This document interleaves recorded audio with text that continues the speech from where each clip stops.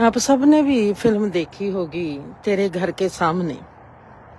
देवानंद की फिल्म है तेरे घर के सामने एक घर बनाऊंगा। उस फिल्म का एक गीत है, तू कहाँ जे बता इस नशीली रात में माने ना मेरा दिल दीवाना। ये गीत बहुत पसंद है और ऐसे लगता है ऐसा ही वो मौसम है जहां पर देवानंद ने वो गीत गाया हुआ है। चारों तरफ धुंध, ठंडा सा मौसम, ठंडे से एहसास,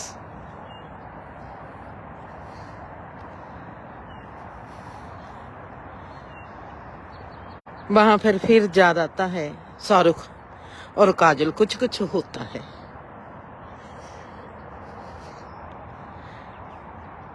क्या होता है कुछ कुछ एहसास, प्यार का, अपनेपन का। कैसा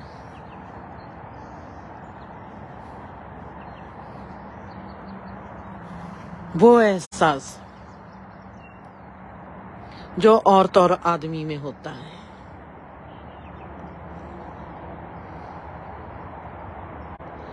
बहुत गहरा एहसास जो मियां बीवी में शायद ना हो पर दो प्रेमी में होता है।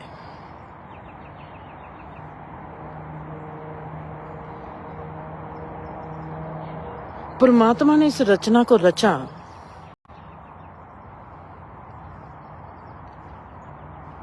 एक, हम ऐसा सोचते हैं कि एक करंट है, एक झटका देता है।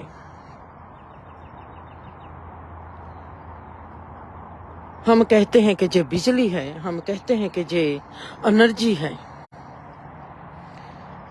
एनर्जी के एक्टिव रूप को हम रोशनी में बदल देते हैं और उसमें करंट आता है, उससे झटका बजता है। हर आदमी और हर औरत एनर्जी है। एनर्जी ने एक रूप ले लिया, एक रंग ले लिया, एक आकार बना लिया। बड़ा अद्भुत है ये रूप, रंग, आकार। कल मैंने आपको कहा कि सोच जो है,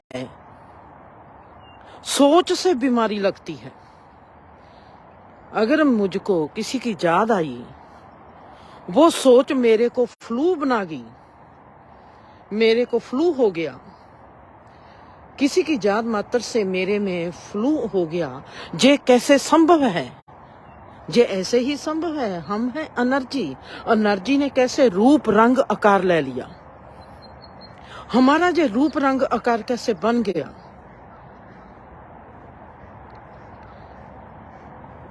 साइंस के हिसाब से हम कहेंगे कि ये इतने % औरत है, ये इतने % आदमी है, ऐसे बच्चा पैदा हो जाता है, ऐसे ये बन जाता है, ऐसे वो बन जाता है। हमने कुछ भी नहीं देखा, हम कुछ भी नहीं जानते। हमारे पास गूगल नहीं है, हमारे पास यूट्यूब नहीं है, हमारे पास टीवी नहीं है, कुछ भी नहीं है। ऋषि मुनियों के युग में चले जाते हैं। अनजान जगह पर अनजान राही बनकर खड़े हो जाते हैं। हमारे साथ कोई घटना घटती है, हम किसी हिमालय की गोद में हैं, हम किसी माउंट शास्ता में खड़े हैं, हम किसी बिसलर की पहाड़ी में खड़े हैं। वहां पर देखते हैं एकदम हमारे में सुनसराहट आ जाती है। वहां पर कोई भी नहीं होता। अचानक कोई इंसान हमारे आगे प्रकट हो जाता है। ये कैसे हो गया? हमको कुछ पता नहीं।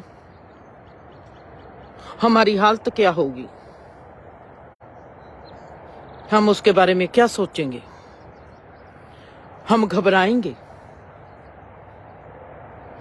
बिसलर की पहाड़ी है, लोग वहां से जाने से घबराते हैं। उनको साइलेंस पसंद नहीं, उसमें ग्रेविटी नहीं है, बहुत गहरी साइलेंस है। मैं मोनिका देवी हरियाणा जाते हैं, हमारा वहां पर दिल लगता है। हमको लगता है कि हम स्वर्ग में आ गए हैं कहीं। माउंट शास्ता में जाते हैं, जैसे हिमालय है हमारे, माउंट शास्ता है जो कैलिफोर्निया में है, वहां पर भी जो ऋषि मुनि तपस्या करते हैं, मेडिटेशन करते हैं, वो वहां पर है। वहां पर भी जाएंगे तो ऐसी ही एनर्जी आपको मिलेगी। एनर्जी है, जिस एनर्जी में साइलेंस नहीं है, जिस एनर्जी में ग्रेविटी नहीं है, वहां की एनर्जी कैसी होती है। और जिस एनर्जी में प्रसाद है, ग्रेस है, आशीर्वाद है, वो एनर्जी कैसी होती है। साइलेंस, वो एनर्जी से रूप रंग आकार पैदा हो गया। कैसे पैदा हो गया, कितनी उसमें तत्व की मात्रा चाहिए। ये कैसी रेसिपी बनाई हुई है परमात्मा ने। आदमी एक रेसिपी है, एक औरत भी रेसिपी है। ये कैसा परमात्मा ने अपनी एनर्जी का इस्तेमाल किया हुआ है। उस इंसान के बारे में आप क्या सोचोगे जिसने अपना ये रूप देखा होगा, जिसको दिखाई देता होगा कि मेरे जिस्म भी मेरे पास नहीं है, जब मैं बात करती हूं तो जिस्म भी मेरे से गायब हो जाता है। जब मेरे साथ पहली बार ये हुआ,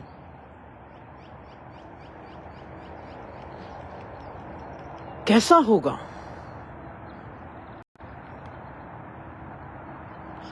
वो बातें जो हमने किताबों में पढ़ी है, जहां कहीं से सुनी है, जब हमारे साथ घटित होती है, हमारा वो चेहरा नहीं रहता, हमारा वो एहसास नहीं रहता। हमारे में घबराहट का होना जरूरी है। ये कैसे हो गया, मेरा हाथ कहाँ चला गया, मेरी बाजू कहाँ चली गई, अब मेरा पैर भी दिखाई नहीं देता पर मैं चल रही हूं। ये गए कहाँ, अगर ये दिखाई नहीं देता तो मैं चल कैसे रही हूं। मेरी आंखों के आगे कोई ऐसा पर्दा पड़ गया है कि मुझको मेरा हाथ दिखाई नहीं देता। ये धुंध है, इसका मतलब ये तो नहीं है कि सूरज नहीं है। ये धुंध है, रुख पतला सा हल्का सा दिखता है, दिखाई देता है, धुंध हट जाएगी। ये हमारे में कौन सी ऐसी धुंध आ जाती है कि इंसान अलोप हो जाता है। ये एनर्जी का कैसा बहाव आ जाता है कि इंसान अलोप हो जाता है। उसको बॉडीलेस बॉडी, उसकी बॉडी होती है पर बॉडी दिखाई नहीं देती। वो कैसा डिमेंशन है। अजीबोगरीब दास्तान के भीतर परमात्मा ने इस संसार की रचना रची है, और उसने इतनी रेसिपी कैसे ली, और उसने एनर्जी में ये रूप रंग आकार कैसे बना दिया। मेरे को कोई कहता है, जिंदर तू ध्यान से देखती क्यों नहीं। जे मेरी जीवन कहता है, जहां जे मेरी कॉन्शियस कहती है, जहां जे कोई ऋषि मुनि कहता है, जहां मेरी कोई परमात्मा आकर मुझको जगाता है। ये कौन मेरे को आकर कहता है, उठ देख, इस आलम की ओर देख,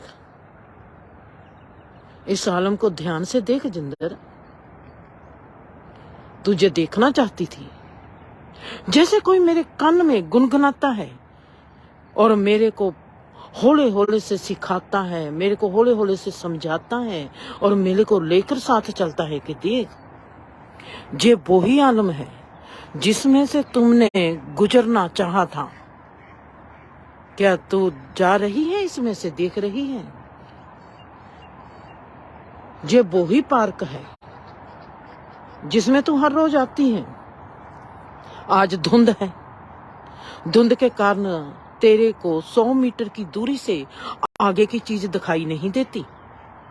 ये माया धुंध है, जे तेरी चाहना धुंध है, जे तेरा मोह धुंध है, जे तेरा लोभ धुंध है। जो चाहना बनकर जे रिश्ते तेरी धुंध है, तेरी कॉन्शियस के आगे पकड़े हैं। तू कॉन्शियस को ध्यान से नहीं देखती, होश से नहीं देखती।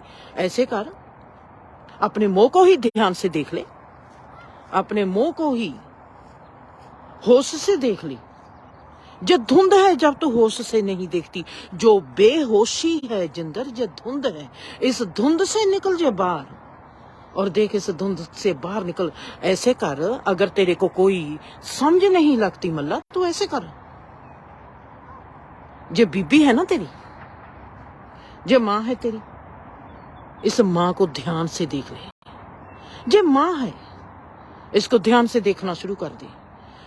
मैं माँ के आगे खड़ी हो जाती हूँ, माँ को ध्यान से देखना शुरू कर देती हूँ, सिर से लेकर पांव तक माँ को देखती हूँ। जे माँ है, मैं किसको माँ कहती हूँ? जो बीबी का आकार है, बीबी का मांस मज्जा रूप रंग मेरे को दिखाई देता है, वो बीबी है, वो मेरी माँ है। जहाँ जो बीबी की सोच है वो मेरी माँ है, जहाँ बीबी का भाव है वो मेरी माँ है। जहाँ पर मेरी माँ कौन है, मैंने उस माँ को देखना है। माँ कौन है? क्या जो बीबी में एनर्जी बहती है वो मेरी माँ है? कौन है माँ? जहाँ इस जो रूप रंग आकार लिए मेरे आगे खड़ी है, वो अस्तित्व है, जो मैं उसको संबोधन करती हूँ माँ, पर वो माँ भी नहीं है, वो माँ से भी कहीं और कुछ गहरे से ज्यादा है। जे कोई औरत है और मेरा उसके साथ रिश्ता ये है कि वो मेरी माँ है। मेरी माँ धुंध में खड़ा है हर रिश्ता। मुझको नहीं पता मेरी माँ की आंख कैसी है, मुझको नहीं पता वो औरत कैसी है। रिश्ता बनने से पहले वो औरत है, रिश्ता बनने से पहले बाप मेरा आदमी है। आदमी और औरत। आदमी कैसा होना चाहिए? बापूजी की ओर देखती हूँ, पूछती हूँ, दर्शन की ओर देखती हूँ, देवी की ओर देखती हूँ, रवि की ओर देखती हूँ, सुखवीर की ओर देखती हूँ, सुखदेव की ओर देखती हूँ। आदमी, आदमी, आदमी कैसा होना चाहिए? जब मैं देखती हूँ औरत की ओर, अरियाना दिखाई देती है, मुझको मैं दिखाई देती हूँ, मेरी माँ दिखाई देती है। औरत, औरत कैसी होनी चाहिए? औरत, औरत का रूप अच्छा होना चाहिए, औरत का रंग गोरा होना चाहिए, औरत की फिगर होनी चाहिए, औरत का स्वभाव होना चाहिए। जो अगर स्वभाव ऐसा है तो कैसा होना चाहिए? हम कहाँ पर क्या देखते हैं, कैसे कहेंगे? औरत हम किसको कहेंगे और आदमी हम किसको कहेंगे? जे रूप रंग की एनर्जी का जो हमारे आगे बुत बनाकर परमात्मा ने रखा है, कौन सी चीज हमको सुंदर लगती है? हमने देखना है कुछ। क्या देखेंगे, कैसे देखेंगे? चंद्रमा धुंध में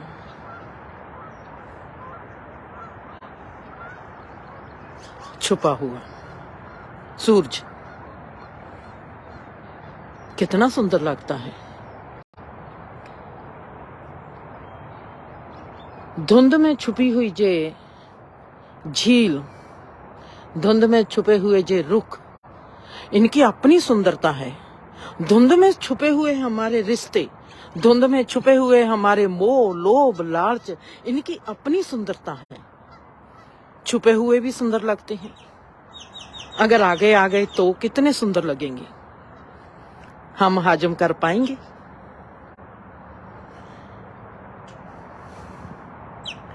कैसा है जो मौसम, कैसी है इसकी आरज़ू?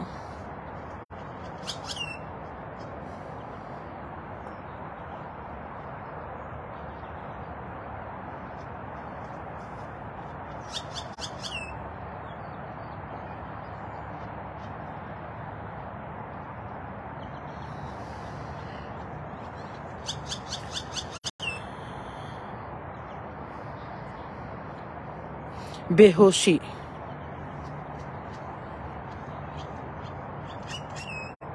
बेहोशी में सिमटा हुआ हमारा जे जीवन, बेहोशी में सुंदरता है। जैसे इस धुंध में सुंदरता है, कितना सुंदर लगता है, बेहोशी में भी सुंदरता है।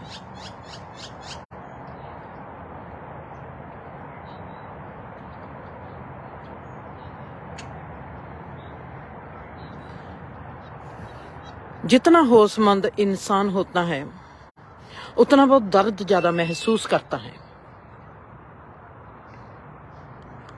जितना बेहोशी में होता है उसको दर्द उतना महसूस नहीं होता।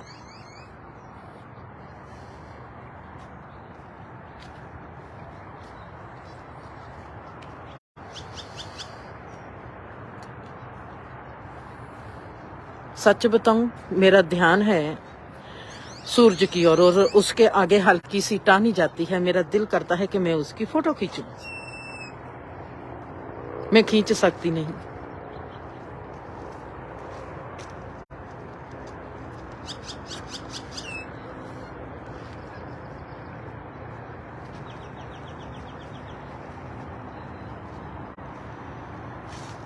वाह,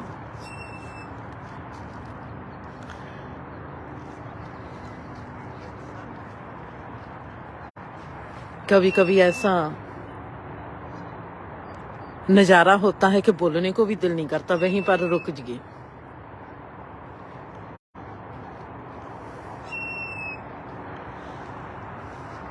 बहुत सुंदर। चलो सूरज दिखाती हूँ आपको।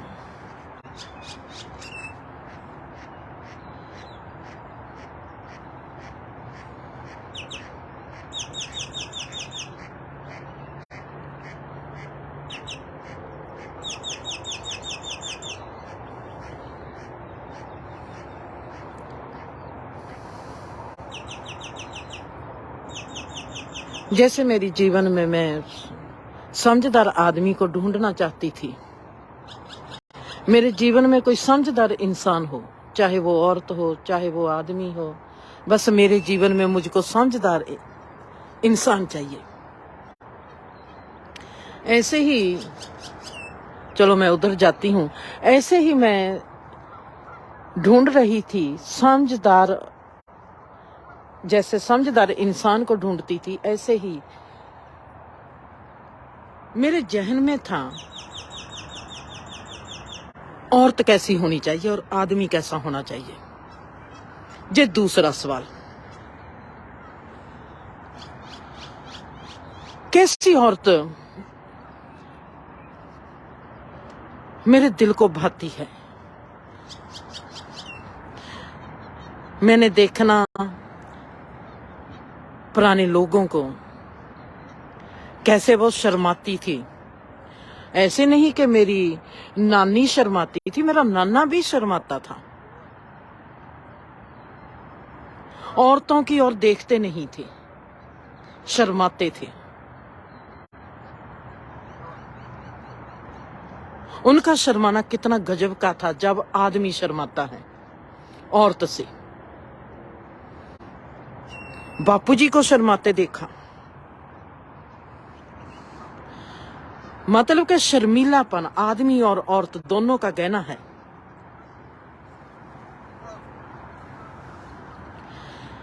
जब मैंने देखना औरतों के घूंघट निकाले हुए हैं और वो कैसे बोलती है, कैसे गाली निकालती है, मैंने उनको ध्यान से देखना। घूंघट निकाला हुआ है, गाली निकालती है, हाउ, कैसे? मैंने देखना कि बीबी का एक पल्लू उसके दांतों में पकड़ा हुआ है, क्योंकि उधर बाई जी खड़े हैं, मेरा दादा खड़ा है। ऐसी ही ताई, ऐसे ही चाची। दूसरी साइड उनकी दांत के बीच नहीं होती, और जब वो लड़ती है, झगड़ती है, उस वक्त अपने उस पल्लू को हाथ में पकड़ लेती है, घूंघट निकाले रखती है और झगड़ा करती है। मेरे में वहां पर सवाल आता है, घूंघट किसके लिए है? चेहरा छुपाने के लिए? जुबान छुपाने के लिए हमको क्या लेना पड़ेगा? और यही सवाल मैं जाकर अपनी चाची, ताई और बीबी को, तीनों को करती हूं। आज चाची ते ताई जींदी है, बीबी जींदी नहीं। मैं उनसे पूछती हूं, आपने घूंघट क्यों निकाला है? वो कहते हैं बड़ों से घूंघट निकालना है। इस घूंघट से आपको क्यों निकालना है? वो कहते हैं बड़ों की इज्जत होती है। मैंने कहा फिर आप बोलती क्यों हो? इतना आप गलत क्यों बोलते हो? वो कहते हैं मैं नहीं बोलती, तेरी ताई ने बुलवाया है। मैं ताई से पूछती हूँ तू क्यों बोलती है इतना गलत? वो कहती है मैं तो बोलती नहीं, जब झगड़ा करते थे मुझको बोलना पड़ा। ये तीनों बोलती है बाई जी के आगे, जिनको इज्जत देते हैं घूंघट में, उनको चेहरा नहीं दिखाते। चेहरे में एक लज्जा होती है, एक शर्म होती है।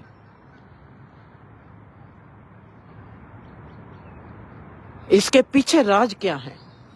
हम चेहरा दिखाने के काबिल नहीं हैं। ऐसे तो नहीं है कि हम चेहरा हमारी एक विधि है। मैं वहां पर खड़ी सोच रही हूं, चेहरा हमारी एक विधि है, जो घूंघट हमारी एक विधि है, जो हमारे चेहरे को सुंदर बनाती चली जाएगी, जो हमको सिखाती है कि बड़ों के आगे कैसे झुकना है।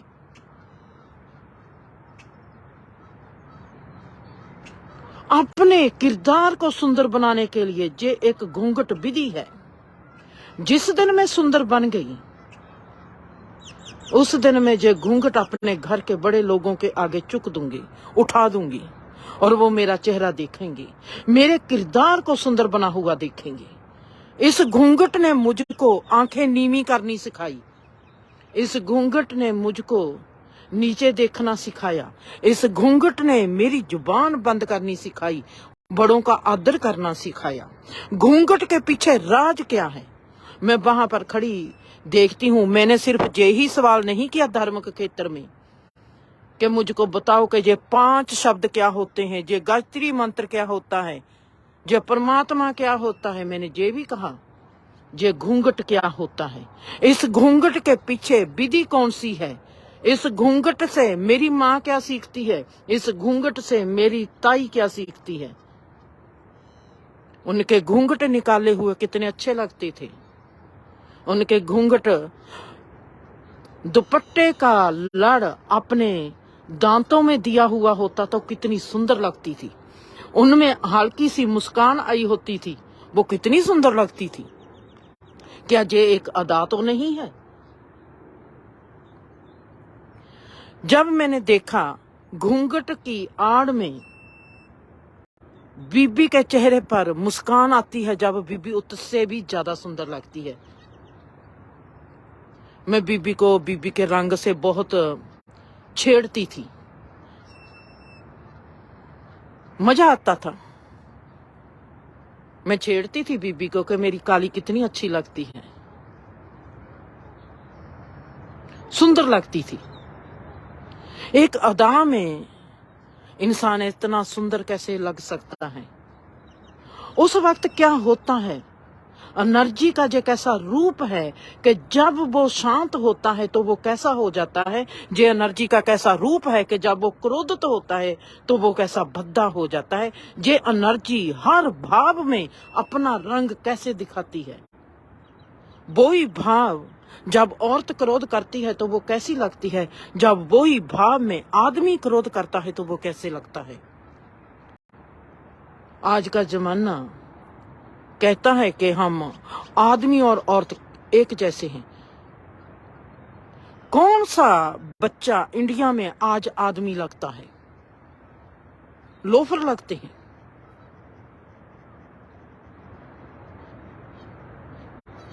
आम जो चलते हैं लोफर दिखाई देते हैं। जो सुलझे हुए हैं, मैं सुखवीर के साथ उनके कोर्ट में जाती हूं और वहां पर सुखवीर के दोस्त हैं, सभी पढ़े लिखे इंसान, और वो कितने सुंदर लगते हैं।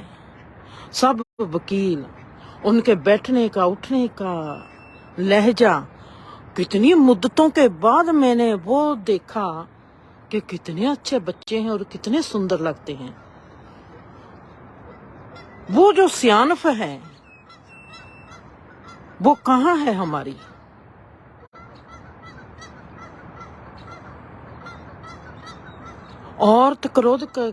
जब औरत में क्रोध आता है मुझको अच्छा नहीं लगता। मैंने सोचना कि जब औरत क्रोधित होती है मुझको क्यों नहीं अच्छी लगती।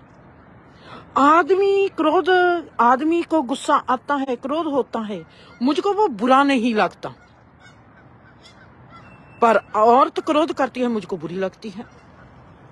आदमी की जुबान से गाली अच्छी नहीं लगती, पर अगर क्रोध में आदमी की जुबान से गाली कभी कभार निकल जाती है मुझको उससे इतराज नहीं, पर औरत की जुबान जब गाली निकालती है, गलत लफ्ज बोलती है, मुझको बहुत इतराज है।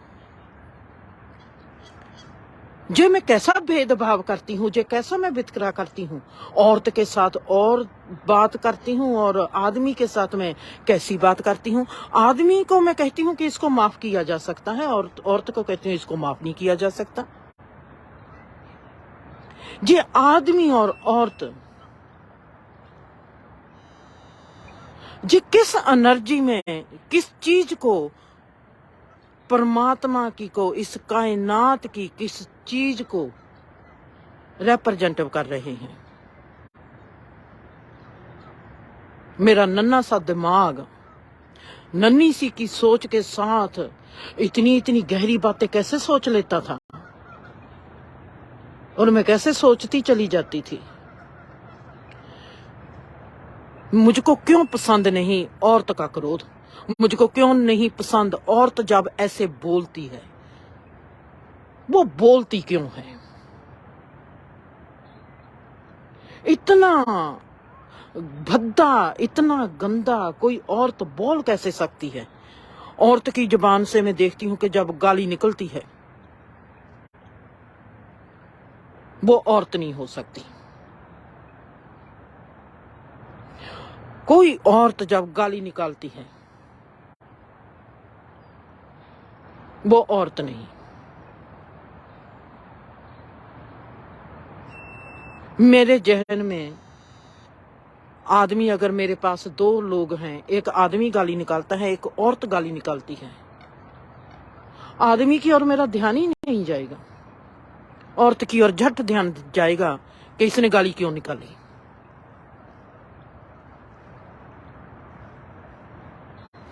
मेरे में बहुत गहरी पुरानी, मैंने देखा कि मैं बहुत गहरे पुरानी औरत हूं जो भेदभाव करती है। मैं भेदभाव करती हूं, इस बात को मैं कबूल करती हूं कि मुझको भेदभाव है। आदमी आदमी है, औरत औरत है। औरत के लिए कानून हो रहा है, आदमी के लिए कानून हो रहा है।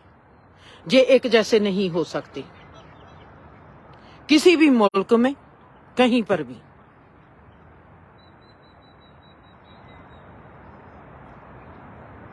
राजघराने होते थे, औरत महारानी होती थी, पटरानी होती थी। राजा चाहे आदमी होता था, वो राजा होता था, उसके पीछे हुक्म चलता था महारानी का, पटरानी का। औरत इतनी समझदार होती थी। वो ही औरत जो समझदार होती थी, आज उस औरत की जुबान से गाली निकलती है। मैंने देखना है कि ये मुझको क्यों पसंद नहीं। वो गाली निकालती है, अपने घर निकालती है, पर मुझको पसंद नहीं। क्या ये मुझ पर प्रभाव पड़ता है? जहां इस हमारे ब्रह्मांड पर, हमारे जीवन पर प्रभाव पड़ता है, इसमें हमारी एनर्जी पर क्या प्रभाव पड़ता है? बच्चा भी मां के नजदीक ज्यादा होता है, मां के साथ रहता है, मां के साथ पलता है। औरत ही मां है। अगर औरत गाली निकालेगी तो उस बच्चे का क्या है? इसलिए मैं मां, जब भी कोई आदमी गाली निकालता है, मैं उसको कहती हूं कि आप बेटा गाली नहीं निकाल सकते। अगर आपके माँ बाप ने आपको समझ नहीं दी, आपको तो समझ होनी चाहिए थी। अगर आपके माँ बाप बेवकूफ निकले, उनको नहीं पता चला, वो बेसमझ निकले, जहाँ उनको नहीं समझ आई कि वो कैसे आपको समझाए, अगर आप अपने आप को अक्लमंद मानते हो बेटा, अकली मत निकलो। बहुत लोगों को मैंने रोका, पर औरत गाली निकालेगी।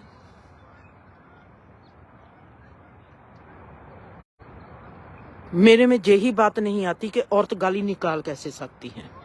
वो माँ है, उसके पास बच्चे ने पलना है,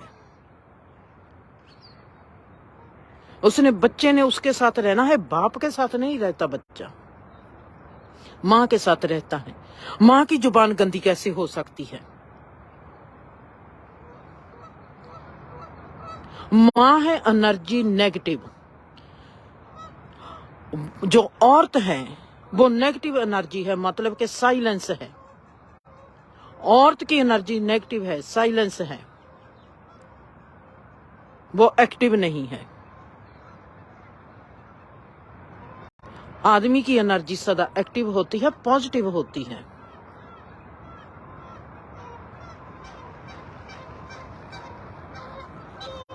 गहरे में हम जाएंगे, जो नेगेटिव साइलेंस एनर्जी होती है वो ज्यादा ताकतवर होती है। एक एनर्जी है वो क्रियाशील हो गई, एक एनर्जी है वो अक्रियाशील है। आप देखते हो कि एटम का, अगर एटम चल जाएगा तो कितना धमाका हो जाएगा, कितनी बर्बादी हो जाएगी।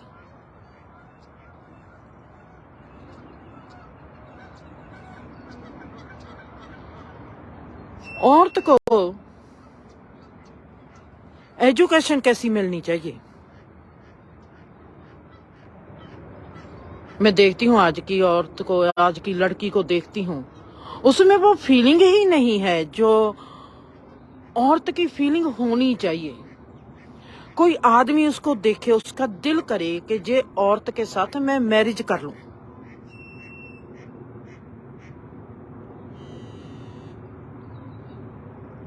वो औरत कहां चली गई?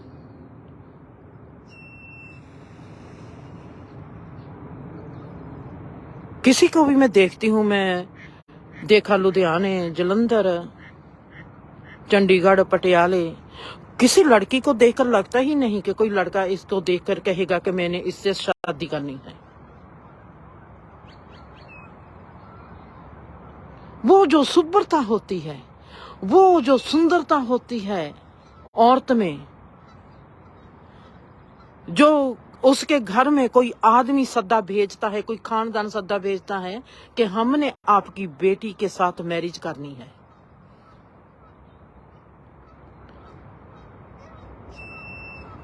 हम अपने उस चीज को कैसे भूल सकते हैं कि औरत ने औरत रहना है, आदमी ने आदमी रहना है। हम सुखी नहीं हो पाएंगे अगर हम अपनी आइडेंटिटी और अगर हम अपना अस्तित्व खोजेंगे। ये हमारा खोना नहीं चाहिए। औरत को औरत लगना चाहिए। औरत लगेगी तो आदमी को प्यार आएगा ना। अगर वो औरत ही नहीं लगेगी तो कोई आदमी उसको प्यार कैसे करेगा? अगर औरत ही आदमी बन जाना चाहेगी तो हमारे समाज का क्या होगा, इस क्रिएशन का क्या होगा, हम क्या करेंगे? हम अपने आप में कभी सुखी नहीं हो पाएंगे। जब मेरा औरतपन ही मुझसे छीना जाएगा, मैं अपना औरतपन ही मिटा दूंगी, तो मेरे को कौन सा सुख मिलेगा? आपको पता है कि औरत होती क्या है? औरत के आपने कभी गुण रूप को देखा है? औरत सुंदर होगी तो आदमी ने खुद सुंदर हो जाना है। आदमी को सुंदर करने की जरूरत नहीं, औरत सुंदर होनी चाहिए। चाहे वो माँ है, चाहे वो बहन है, चाहे वो बीवी है, चाहे वो बेटी है, औरत को सुंदर होना चाहिए।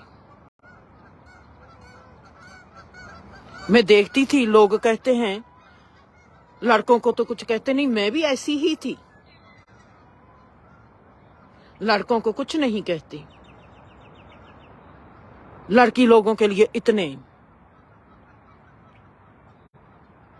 इन्होंने रूल बनाकर रखे हुए हैं।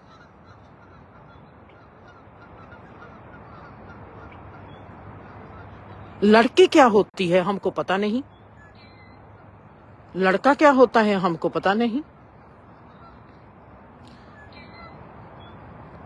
ये जीवन टिका है औरत पर, चाहे वो घर है, चाहे वो समाज है, चाहे वो परिवार है, कुछ भी है। औरत सुंदर होगी तो घर परिवार बहुत सुंदर होगा। औरत सुंदर होगी तो ये हमारा जो आलम है अध्यात्मक बन जाएगा। कैसे? औरत को अपने रूप की पहचान करनी पड़ेगी। उसका रूप क्या है? वो है चुप। जो उसकी ग्राउंड है वो है चुप। आदमी को चुप होने के लिए बहुत मेहनत करनी पड़ेगी।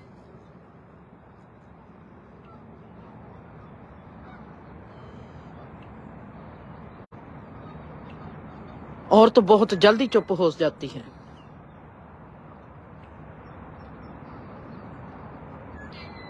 अगर वो सही है, अगर उसमें समझ है और अगर उसमें प्यार है। आपको पता है कि गहरा प्यार भी बोलती बंद कर देता है। आपसे एक सवाल पूछती हूं, अगर आप चाहती हो, क्योंकि मेरा है औरत विषय, अगर आप चाहती हो कि आदमी आपको प्यार करे, आपको कैसी औरत होना चाहिए? अपने आप से पूछो। आपकी जुबान कैसी होनी चाहिए? आपकी आंख कैसी होनी चाहिए? आपका किरदार कैसा होना चाहिए? अगर औरत अच्छी होगी तो खानदान अच्छा हो जाएगा, परिवार अच्छा हो जाएगा।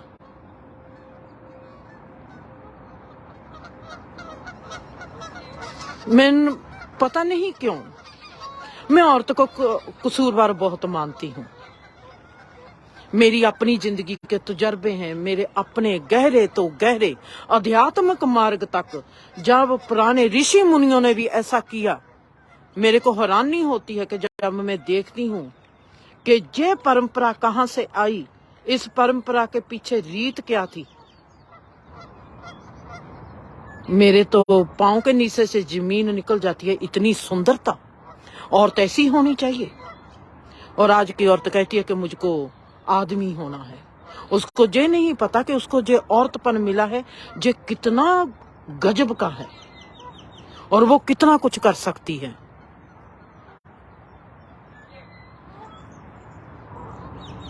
आदमी का कसूर ही नहीं है।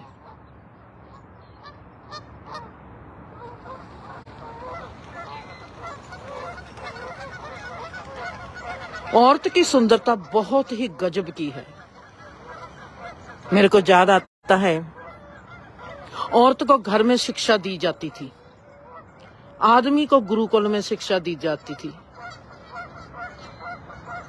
मेरा जो सोर्स है, आपको हैरानी होगी कि मेरा जो सोर्स है, मैं ये किताबें पढ़ के नहीं करती, मेरे अपने अनुभव हैं। और मैं कह सकती हूं कि मैं ऋषि मुनियों से दुआ मांगती हूं कि मेरा मार्गदर्शक करो।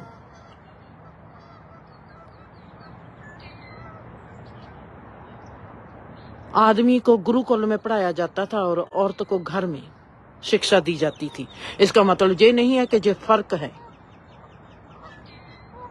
औरत ने घर देखना था, उसने खाना बनाना था, उसने घर बार, उसका जो इमेज थी वो घर थी,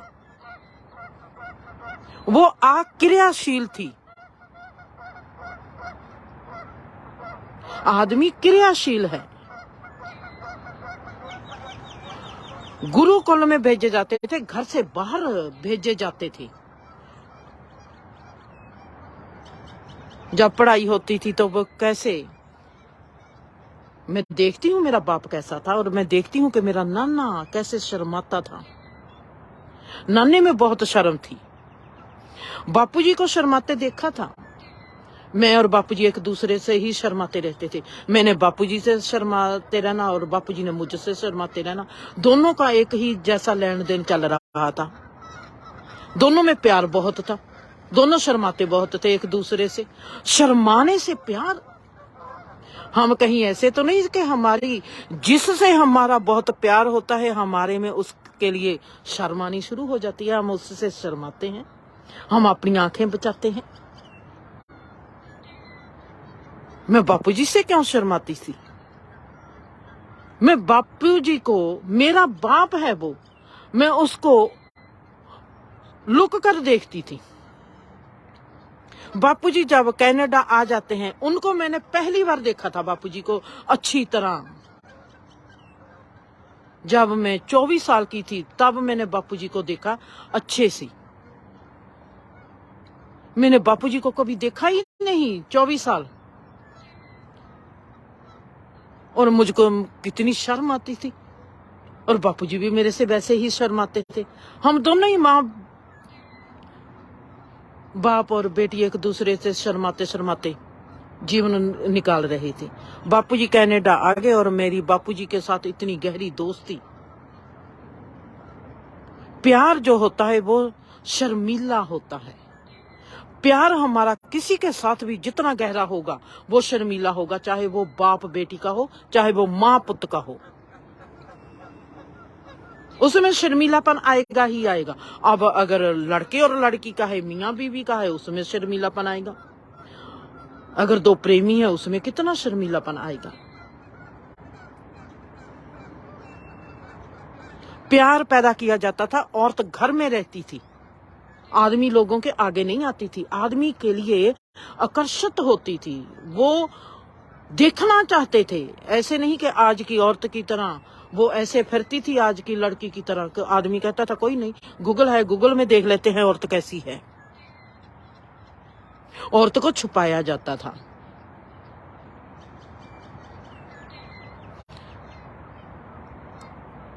अगर आज हमारे सामने जहां पर आके उन डक्स के साथ परमात्मा जी बैठ जाएं, हर रोज जहां पर बैठ जाएं, समाधि लाकर बैठे हों, हम परमात्मा के कितने के दीवाने होंगे। हम कितना के चाहेंगे परमात्मा को।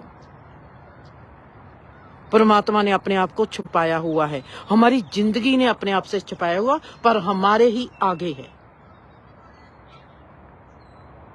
छुपी हुई चीज हमारे को जब गहरा आकर्षित करती है। कितना सुंदर लगता था जब ऋषि मुनि अपने लिए अपना वर ढूंढते थे। औरत नहीं ढूंढती थी, आदमी ढूंढता था। औरत के लिए वर नहीं ढूंढा जाता था, आदमी के लिए ढूंढा जाता था। औरत की इतनी महिमा थी। और आज की औरत देखते हैं हम कैसी है।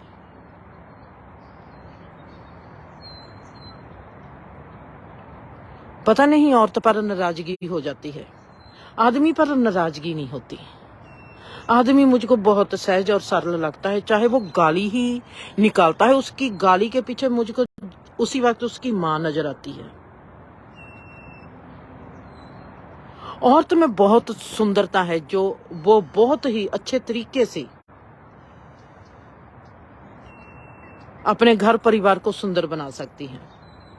आदमी है बाहर राजनीति खेलता है, औरत घर में ही पॉजिटिव राजनीति खेल के भी अपने घर परिवार को सुंदर बना सकती है।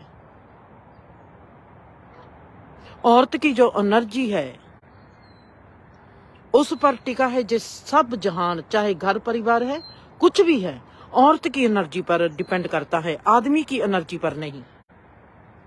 वो बहुत ही सुलझे हुए तरीके से अपने घर के बिगड़े हुए माहौल को सुंदर बना सकती है, बहुत ही अच्छे से, किसी को पता भी नहीं लगने देगी।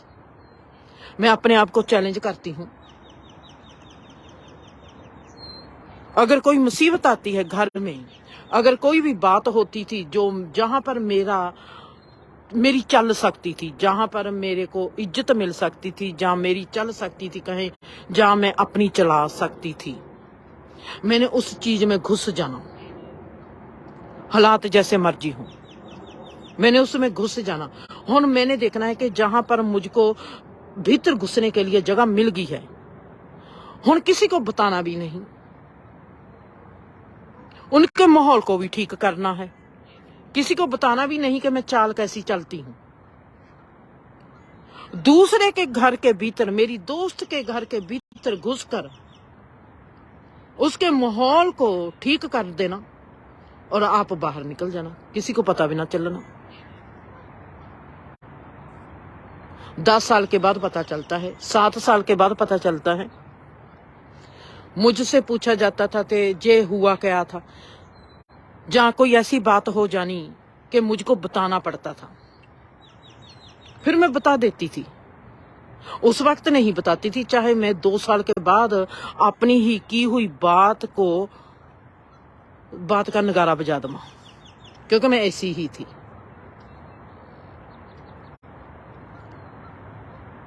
भीतर घुस के इतनी आसानी से औरत अपने घर को सुंदर बना सकती है, आदमी नहीं बना सकता। आदमी में वो कैपेसिटी नहीं है।